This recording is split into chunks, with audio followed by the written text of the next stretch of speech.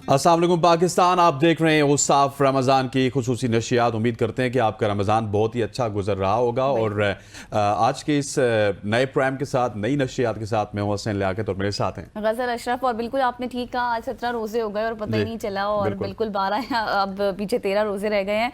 जिस तेज़ी से रमज़ान गुजर रहा है बिल्कुल भी पता नहीं चल रहा।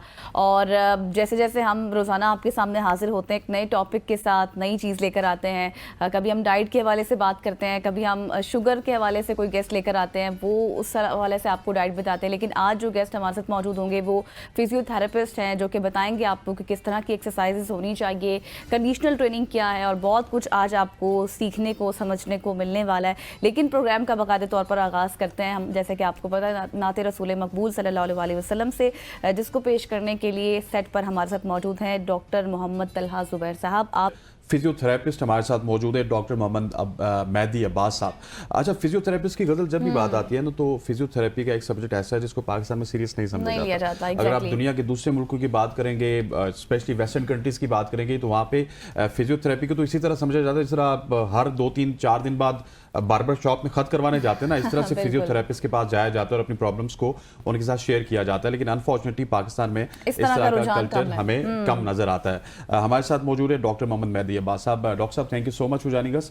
इससे पहले कि हम आपकी जो क्या कहते हो एक्सपर्टीज हैं उनके हवाले से बात करें, स्पेशली हमें ये बताइएगा कि ये जो कॉन्सेप्ट है फिजियोथेरेपी का पाकिस्तान में, ये क्यों इतना ज़्यादा कम है? हम फिजियोथेरेपी को इतना ज़्यादा लाइट क्यों लेते हैं? हम उस तरफ जाने की जस्तजू नहीं है या फिर तमन्ना नहीं है? हम डॉक्टर्स की तरफ तो रहते हैं लेकिन फिजियोथेरेपी को बहुत लाइट लेते हैं। बिस्मिल्लाहिर्रहमानिर्रहीम।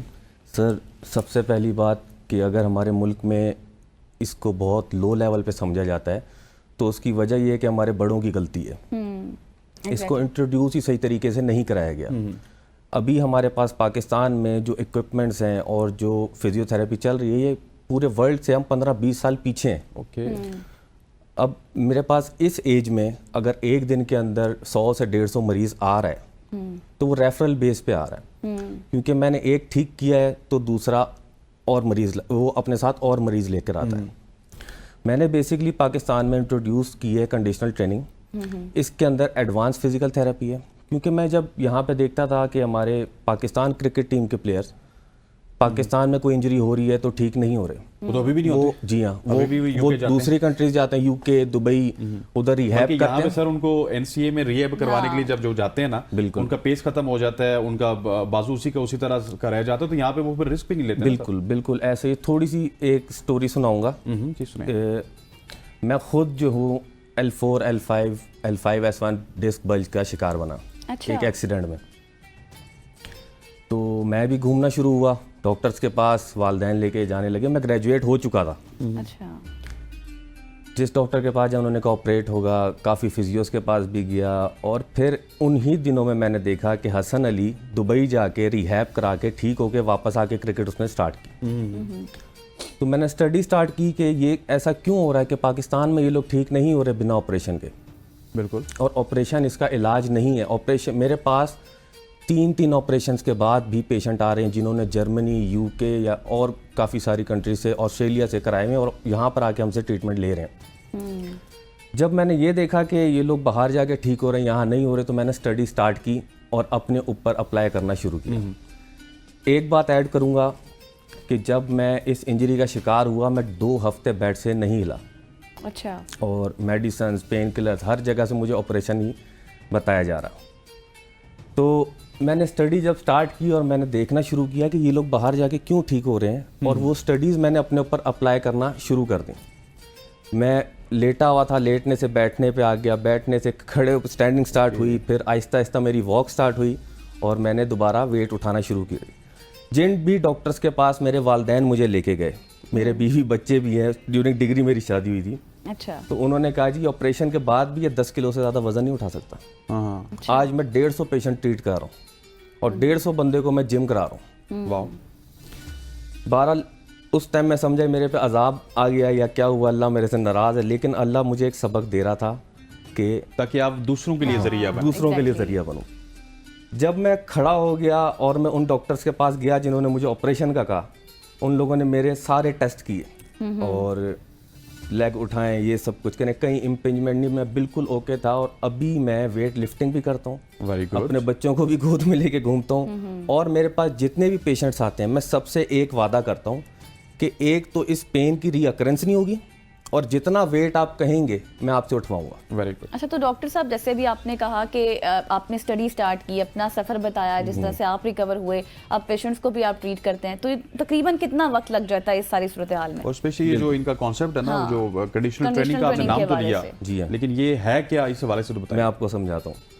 जब मेरे पास पेशेंट्स आना शुरू हुए, कि जब मैं अपने उससे गुजरा एक प्रोसेस से, मुझे फीलिंग हुई कि ये बंदा, इसकी ये कंडीशन है तो इतने दिन में ये ठीक हो जाएगा। और वाकई तौर पे वो ठीक हो जाता था उतने दिन में, क्योंकि मैं खुद उस प्रोसेस से गुजरा था। अब कंडीशनल ट्रेनिंग क्या है? कंडीशनल ट्रेनिंग ये है कि मैंने कैबिन्स वाली फिजियो मैं एक्सेप्ट नहीं करता कि पेशेंट आए और मशीन्स लगें, 2-4 हीट वगैरह दें और वो चला जाए। मैंने पेशेंट को जो 50 प्लस भी हैं, 60 प्लस को भी मैं जिम लेके गया हूँ, और डॉक्टर्स को भी मैं जिम एंटर कराया। Conditional training physiotherapy and gym का कॉम्बिनेशन है। सही। ठीक है, सेशन साथ साथ चलेंगे। हाँ, शुरू में मैं एक्सरसाइज नहीं करवाता हूँ जब तक नर्व इम्पेंज है, कमर में नस या नर्व दबी हुई है। वो आज़ाद करके, और उसको आज़ाद करने में बहुत ज़्यादा टाइम लगता था। जब मैं बीमार था या मैं इंजरी में था, तब मेरे पास ये मशीन्स नहीं थी। ये अभी एडवांस हो गया। जी हाँ, अभी 6 मंथ्स पहले BTL कंपनी है, वर्ल्ड की रिनोन कंपनी है फिजियोथेरेपी इक्विपमेंट में, जिसमें रोनाल्डो, नेमार, बड़े बड़े फुटबॉलर्स जिनके इनके पर्सनल रिहैब्स हैं, उसके अंदर सिर्फ और सिर्फ BTL का इक्विपमेंट काम चलता है। वो किसी और मशीन पर रिलाय नहीं करते हैं। ये वर्ल्ड नंबर 1 फिजियोथेरेपी इक्विपमेंट है। और उनके भी अगर पाकिस्तान में किसी के पास मशीन्स हैं तो 15 साल या 20 साल पुराने मॉडल हैं।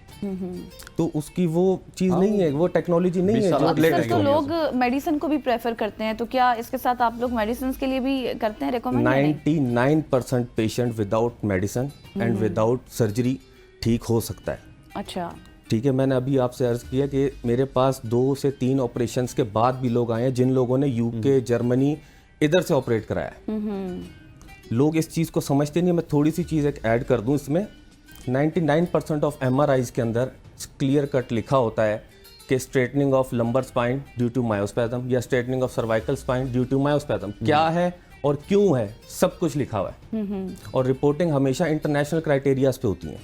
अच्छा। अब ये चीज़ टॉप पे लिखी होती है कि straightening of spine due to myospasm. मैं सिर्फ इसके साथ चिपका रहता हूँ, मैं सिर्फ इस पे काम करता हूँ, क्योंकि ये रूट कॉज है। अब डॉक्टर्स भी कॉम्प्लिकेशन में पड़ जाते हैं, मरीज भी कॉम्प्लिकेशन में पड़ता है। उस लाइन के बाद नीचे लिखा होता है जी कि L4 L5 में बल्ज है, L5S1 में बल्ज है, या सर्वाइकल के किसी डिस्क में बल्ज है। मैं उस पे पेशेंट का भी फोकस नहीं करता हूँ, मैं अपना भी नहीं करता हूँ। शॉर्टली ये बताइएगा कि आपने स्टार्ट में बताया था कि आप स्पाइन की अगर बात की जाए, फिर शटिका की बात की जाए, उसमें आप बड़े एक्सपर्ट हैं, तो उस हवाले से किस तरह का इलाज होता है मरीजों को, उसके बाद फिर हम नाम सुनेंगे। जी हाँ सर, मैं उसी का अर्ज कर रहा था कि मैं सिर्फ और सिर्फ स्ट्रेटनिंग ऑफ स्पाइन पे काम करता हूँ। जब आपके मसल्स हैं जो स्पाइन के साथ अटैच हैं और आपके पेल्विस के साथ अटैच हो रहे हैं, इनका काम सिर्फ और सिर्फ हमारी मूवमेंट कराना नहीं है। इनका काम हमारे स्पाइन का कुछ लोड, कुछ % ऑफ लोड डिस्ट्रीब्यूट करके हमारे पेल्विस में शिफ्ट करना है। जब इनमें स्पैज़म होता है तो हमारी स्पाइन स्ट्रेट हो जाती है, लचक खत्म हो जाती है। मैं सिर्फ और सिर्फ उनको एक्टिव करता हूँ, स्ट्रेंथन करता हूँ, और वो लोड दोबारा डिस्ट्रीब्यूट करना शुरू करता हूँ। जो डिस्क पे पड़ रहा होता है, वो जब डिस्ट्रीब्यूट होता है तो डिस्क अपनी जगह पे जाती है, और जो नर्व को इम्पिंच कर रही होती है वो खत्म हो जाता है, तो शैटिका रहता ही नहीं। चलें जी, क्या